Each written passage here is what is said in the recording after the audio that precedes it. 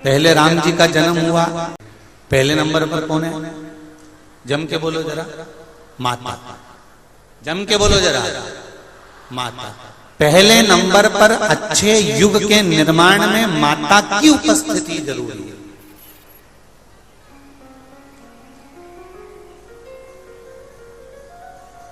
कई लोग कहते हैं गुरुजी पहले राम जी का जन्म हुआ, क्या आज के जमाने में राम जी का जन्म हो सकता है?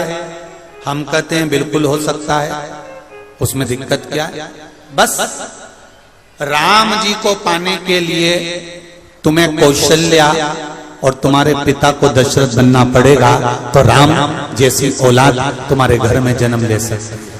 महारानी जगदम्बा जगतधात्री दुर्गा भवानी अब की बार माता जी घोड़े पर आई है। तो घोड़े पर जो देवी जी आती है वो समृद्धि को देने वाली आती है, लक्ष्मी की वृद्धि करने वाली आती है। जैसी घोड़े की रफ्तार होती है उस रफ्तार से लक्ष्मी घर में आती है। तो ये मत सोचना कि कोरोना महामारी ने हमको नीचे गिरा दिया या कोरोना महामारी ने रोक दिया, कमाई के स्रोत रोक दिए, धन रोक दिया। चिंता मत करना, मेरी माँ जगत जननी दुर्गा भवानी अब की बार घोड़े पर आई है। साल भर में इतना धन दे देगी कि आपने पीछे के 4 साल में नहीं कमाया होगा, इतनी मेरी माँ भंडार भर देगी। उस कलश पर आम के पल्लव शिव का वर है। किसका वर है ये? शंकर का। 11 आम के जो पत्ते जिस डाली में लगे होते हैं, वो डाली कोमल सी डाली, 11 टुकड़े महाराज एक कच्चे सूत से लपेटकर 11 बार उसका भाग, जब उसको लपेट लोगे इस तरह से इकट्ठा करके, आगे का जो भाग है 11 बार कच्चा सूत लपेटने के बाद जो भाग पीछे का आगे का कोई भी हो, उसको शहद में डुबाकर शिव जी को समर्पित कर दो। किस जगह पर रखना है? अशोक सुंदरी वाली जगह। अशोक सुंदरी की जगह जानते हो आप लोग? पहले भी आपको बताया है, आज फिर आपको वर्णन कर दें। जैसे ये गोल जलाधारी है, ये शिवलिंग रखा है,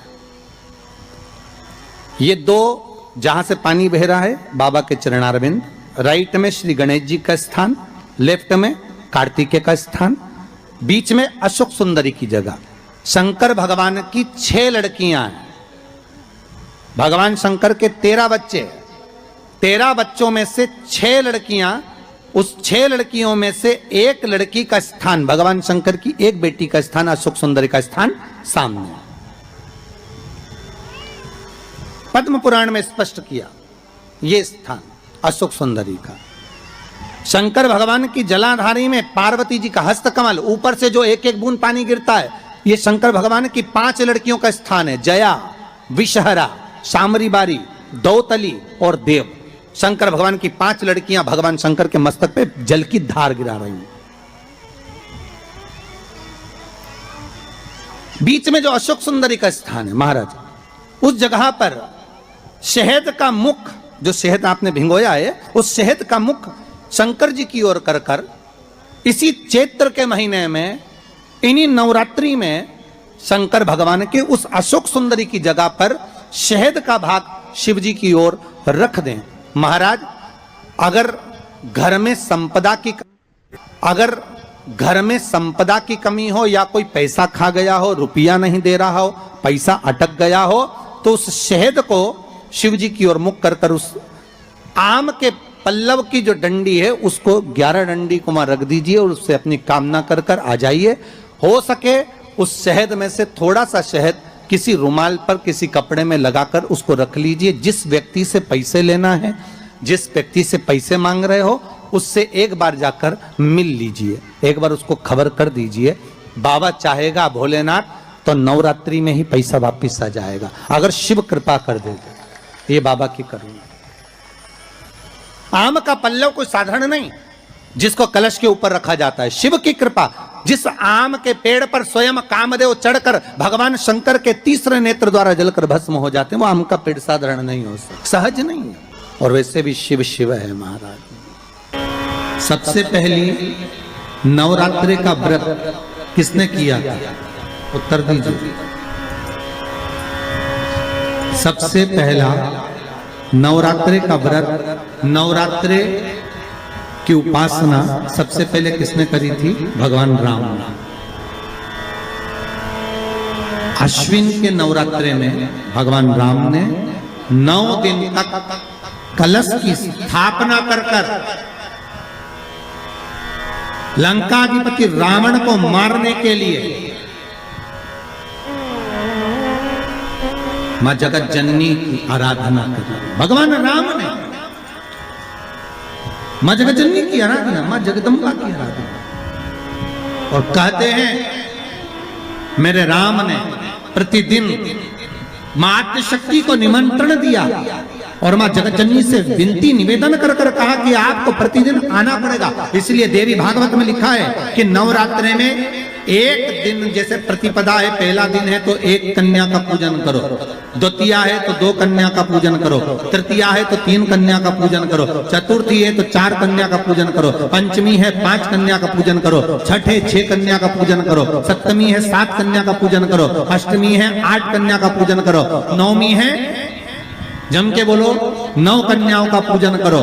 और अगर इस तरह से आप पूजन नहीं कर सकते नवरात्रि में तो 9 कन्याओं का पूजन एक साथ या तो अष्टमी के दिन या नवमी के दिन कर दो, या मध्य में बीच में भी आप कर सकते हो एक साथ। पर अगर आपकी कोई कामना है, आपकी कोई इच्छा है, मालूम पड़े, जैसे कई लोग कहते हैं कि हमारी इच्छा है, हमारी वो मकान नहीं बिक रहा, या हमारी वो जमीन नहीं खरीदी जा रही, या हमारी कोई कंपनी नहीं डल रही, या हमारे काम में ये अड़चन आ रही है, तो नवरात्रे में 4 नवरात्रे में से किसी भी नवरात्रे में आप नियम बना लो कि एक कलश की स्थापना कर एक दिन में एक कन्या का पूजन कर उसको भोजन कराना, लाल वस्त्र देना, लाल चुनरी देना, दूसरे दिन में 2 कन्याओं का पूजन कर लाल वस्त्र ओढ़ाना, लाल चुनरी देना, तीसरे दिन में 3, चौथे दिन में 4, 5वें दिन में 5, ऐसे 7-9 दिन तक एक एक कन्याओं के क्रम को बढ़ाते आप उस पूजन का विधान प्रबल कर सकते।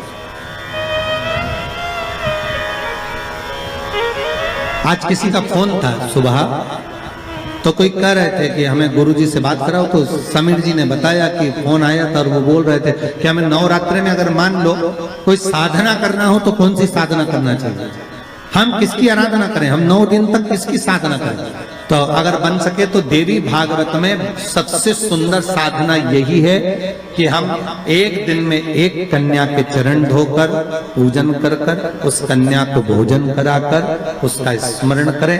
हाँ, ये जरूर है तब आप किसी कन्या को एक दिन में 1, 2 दिन में 2, 3 दिन में 3, 4 दिन में 4, 5 दिन में 5, ऐसे नवरात्रि 4 बार जो नवरात्रि आती, किसी भी नवरात्रि में आप स्मरण कर उसका फल मिलेगा।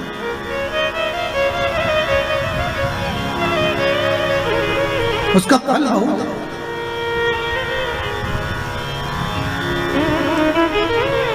जैसे बेलपत्री का किया गया दान